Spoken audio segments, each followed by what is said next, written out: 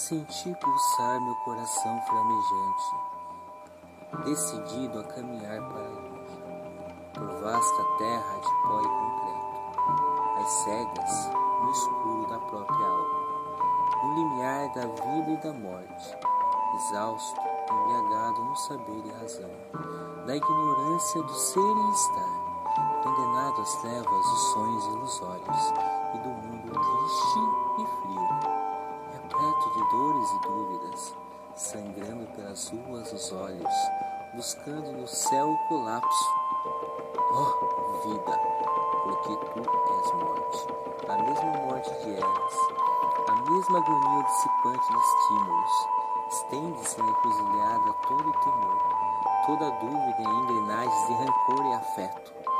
Oh, vida, porque tu és morte, asas feridas pela foice de promessas não cumpridas, em seco, em duro, e caio perante meu próprio abismo.